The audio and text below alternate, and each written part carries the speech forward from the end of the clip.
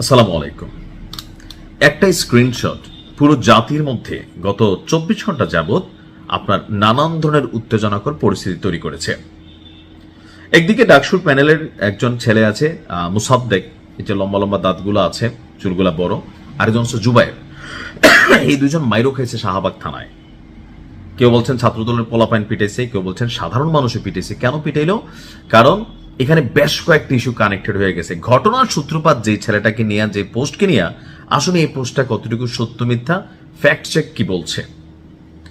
ঘটনার যিনি ভুক্তভোগী বা যেই ছেলেটাকে নিয়ে এত কাহিনী, এই ছেলেটা হচ্ছে ঢাবি শিবিরের সাবেক তথ্য প্রযুক্তি সম্পাদক এবং সলিমুল্লাহ মুসলিম হলের ছাত্র আব্দুল্লাল মাহমুদ।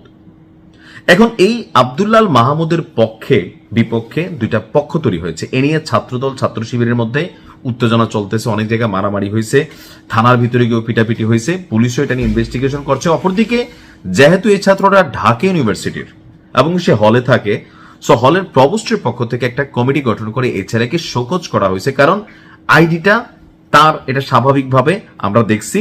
এখন আমরা যা দেখছি তা কি বাস্তব? এই ছেলের কত বড় কলিজা হওয়ার কথা যে প্রধানমন্ত্রী তারেক রহমান এবং তার কন্যা সন্তানকে নিয়ে, এটা প্রধানমন্ত্রী তারেক যে ইস্যু না, যে কোনো বাবা এবং সন্তানকে নিয়ে এমন কুরুচিপূর্ণ পোস্ট, এটাই জাতি আমরা আশা করি না। যেই যদি কখনো এই কাজ করে তাকে সর্বোচ্চ পানিশের আওতায় আনতে হবে। কিন্তু বিষয়টা হচ্ছে সাধারণ মানুষকে নিয়ে কথা বলা এক জিনিস, রানিং সিটিং প্রধানমন্ত্রী তাকে নিয়ে, তার কন্যাকে নিয়ে এই ধরনের মন্তব্য করার মতন কলিজা এই আব্দুল্লাল মাহমুদের কি আছে? এই ছেলেটা কি কোনো ষড়যন্ত্রের শিকার? এটা কি কোনো থার্ড পার্টির ইনভলভমেন্ট, নাকি আসলে অরিজিনালি এই পোলার মাথার রকটক ছিঁড়া, সে হয়তো আগে পিছিয়ে ভাবে না যে ভবিষ্যতে কি হবে? আর প্রশ্ন হচ্ছে, শিবিরের মতন এত প্রথিত যশা একটা রাজনৈতিক মানে বিচক্ষণ একটা দল, তারা কি আসলে এমন কোনো পাগল ছাগল ডাইনা বসাইছে? তা আমি এটা নিয়ে অনেক ঘাটাঘাটি করতেছিলাম। দেখেন, আমি যতটুকু তথ্য পাই ততটুকু আপনাদের মধ্যে শেয়ার করি। আমরা যারা কন্টেন্ট ক্রিয়েটার আছি, আমরা চাইলে উস্কাইতেও পারি, আবার বিষয়টাকে সমাধানও করতে পারি। বাংলাদেশ এমনিতে একটা অস্থিতিশীল পরিস্থিতি কিন্তু পার করছে। যুদ্ধের কারণে তেলের সংকট, বিদ্যুতের এই যে লোডশেডিং, আমরা দীর্ঘদিন এই লোডশেডিং দেখি না, জনজীবন অস্থির। তো এর মাঝখানে যেগুলো আমাদের মূল ফোকাসের ইস্যু, সেই জায়গাতে আইসা এখন এই যে একটা স্ক্রিনশট নিয়ে, আসলে এটাকে শিবির বলছে যে এটা একটা ফেক। ফেক কি?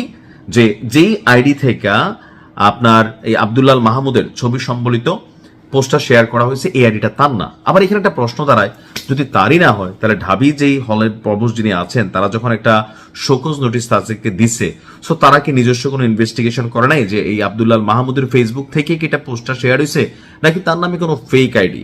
এখন আমি তথ্যপত্র ঘাটাঘাটির পরে দেখলাম যে আপনার ফ্যাক্ট চেক প্রতিষ্ঠান যেটা আছে, ফেসবুকের কোনো ভিডিও, কোনো ছবি সত্য মিথ্যা যারা যাচাই করে, প্রায় বলা হয়ে থাকে 90% প্লাস তাদের সত্য মিথ্যা তারা ধরতে পারে, অথবা 99% কেউ বলে থাকেন। প্রতিষ্ঠানটার নাম হচ্ছে আপনার রিউমার স্ক্যানার, অনেকে এটা বলছেন।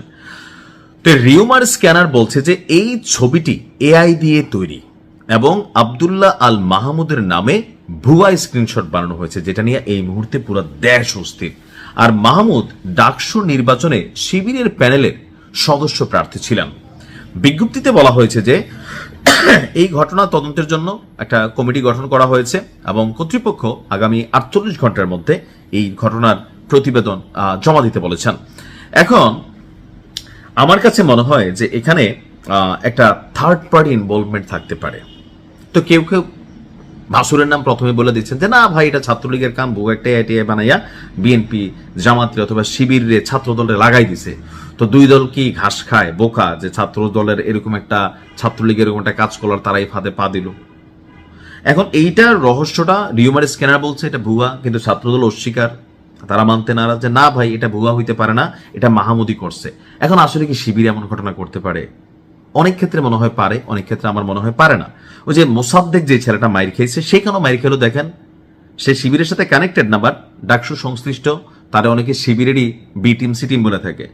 সে ওই যে তারেক রহমানের নিয়ে গুপ্ত শব্দটা তারেক রহমান বলছিল নির্বাচনের সময়, তো সে বলতেছে যে তারেক রহমান নিজেই তো গুপ্ত ছিল, 17 বছর লন্ডনে ছিল, এই যে তুমি তারেক রহমানকে অ্যাটাক করছো, তোমার মতন একজন মোসাদ্দেক, অনেকে দুষ্টামি করে ছেলেটারে দাতাল মোসাদ্দেক বলে, অনেকে ইউরেনিয়াম মোসাদ্দেক বলে।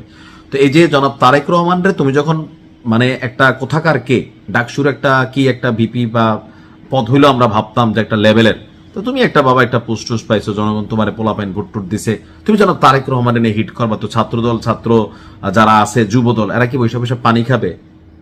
রাজনৈতিকভাবে বাংলাদেশটা হচ্ছে এমন এক দেশ যেখানে বাবার থেকে রাজনৈতিক নেতার সম্মান বেশি। ধর্মীয় দৃষ্টিতে অনেক সময় রাজনৈতিক নেতা আপনার বেশি সম্মানের হয়ে যায়। তুমি যখন একটা দলের প্রধানকে নিয়ে বা সিটিং প্রধানমন্ত্রীকে নিয়ে দাতাল মোসাদ্দেক যখন এই ধরনের কথা বলে, তো পোলাপাইন কেন হিট হইবে না, মারবে না? ওদিকে জুবাইর আবার বলতেছে ভাই ছাত্রলীগ এইভাবে মারছে না, বুঝাইতে চাইতেছে ছাত্রদল কত খারাপ। এখন হচ্ছে এটা একটা পলিটিক্যাল বক্তব্য, যে যেমনি মারে পারে এমনি কিন্তু এখন ধরেন একটা করতেছে, আর দিন শেষে আর যখন কোনো কিছু না পায় এটা চলে যায় ধরেন হে এটা আওয়ামী লীগ ছাত্রলীগের কাজ। তো এরকম ঘটনা অনেক সময় অরিজিনাল ঘটনা হয়েও আবার অনেক সময় আছে কি আসল ঘটনাটা ঢাকা পড়ে যায়। তো এখন প্রকৃত তথ্য এক আল্লাহ পাক জানে ভাই আসল যেটা ঘটনা। আর দ্বিতীয় হচ্ছে যারা রিউমার স্ক্যানার যেটা বলছে যদি এটা সঠিক হয় তাহলে কোন বাপের পলায় এই ঘটনাটা ঘটাইছে, কেন ঘটেছে সে ভালো জানে। আর এই আব্দুল্লাহ মাহমুদ জানে যে আসলে সেটা দিছে কিনা। তবে আমার মনে হয় ফেসবুকে তার আইডি যেহেতু আছে এটাকে যে কোনো ভাবে যাচাই করার সুযোগ, কোনো পোস্ট ডিলিট করলেও ফেসবুকের মাধ্যমে যারা বিশেষজ্ঞ আছেন তারা কিন্তু ধরতে পারেন যে সে তার আইডি থেকে কটা পোস্ট ডিলিট করছে বা তার সাথে কানেক্টেড এমন কেউ যে হ্যাঁ দিছে, এটা স্ক্রিনশট তো অবশ্যই তৈরি হয়ে গেছে যে এখন তার আইডি থেকে আসছে জনাব তারেক রহমানকে তার মেয়েকে নিয়ে যেই নোংরা কথা বলা হয়েছে। তা আমার মনে হয় এই মুহূর্তে ছাত্রদল ছাত্র শিবির দুই দলেরই আপনার উচিত শান্ত হওয়া একটা সুষ্ঠু ইনভেস্টিগেশন রিপোর্টের জন্য। যদি এই আব্দুল্লাহ মাহমুদ সে দোষী সাব্যস্ত হয়, এখন প্রধানমন্ত্রী তারেক রহমানকে নিয়ে বলছেন দেখা যে বিষয়টা শাস্তি হওয়া দরকার তা না, যে কোনো জায়গায় একজন কন্যা এবং পিতার মধ্যে যে বক্তব্যটা আসছে এটা নিয়ে শেয়ারিং এর ইস্যু হয় তাহলে তার দৃষ্টান্তমূলক শাস্তি হওয়া উচিত। আর যদি না হয় তো সেটা নিয়েও তাকে এক ধরনের সান্ত্বনা বাণী দেওয়া উচিত। দেখা যাক কি হয়। তবে এই মুহূর্তে দেশের সার্বিক পরিস্থিতি ভালো না। এই ধরনের ইস্যুগুলা ন্যাশনাল ইস্যুকে আড়াল করে ফেলে। দেশে এখন কথা বলার জন্য হাজারটি ইস্যু আছে ভাই, ওইগুলো নিয়ে কথা বলেন। আর ওই যে নতুন নতুন যারা মানে উদীয়মান নেতা আছেন, এনসিপির অনেকে আছে, কথা কি বলে নিজেও জানে না, মুখ একটা আছে, কেউ সংসদে গিয়ে বলে, কেউ রাস্তাঘাটেও বলে, দলের মধ্যে একটা কানেক্টিভিটি আছে সরকারের সাথে যেহেতু পাওয়ারে আছে, তো মুখ আছে বলে আর কি। এখন যার যার মুখের বক্তব্য থাকে না যে আমার খুশি বললাম, এতে অন্য মানুষের কি আসে যায়, একটা জাতি বা গোষ্ঠীর মধ্যে উস্কানিমূলক কোনো বক্তব্য আসে কিনা। তবে এই ধরনের উদীয়মান নেতা অনেকগুলা গজাইছে, মানে কি বলে জানেই না। আবার অনেক ক্ষেত্রে এদেরকে কিছু বললে দল থেকেও দেখছি সরাসরি বিএনপির অনেক নেতার বিরুদ্ধে অনেক সময় অ্যাকশন হয়ে যায়। এটাও আসলে মাঝে মাঝে বুঝি না। তবে এই মুহূর্তে দরকার পুরো বাংলাদেশের ধৈর্য, শান্তি, স্থিতিশীলতা। যদি এগুলো না থাকে মানুষ বলবে নানান ধরনের কথা। আর সোশ্যাল মিডিয়া প্ল্যাটফর্ম আমরা যারা ব্যবহার করি, আমার মনে হয় যে কোনো ইস্যুতে রিয়েকশন দেওয়ার আগে আপনার একটু যাচাই করে নেওয়া উচিত যে ঘটনাটা কতটুকু সত্য। হুট করে রিয়েকশন দিয়েন না যে এই মানুষটি এই কাজটা করতে পারি কিনা, একটু অপেক্ষা করুন, তারপরে হয়তো আইনগত হোক যেটাই হোক একটা ব্যবস্থা নেবেন। ভালো থাকুন, আসসালামু আলাইকুম।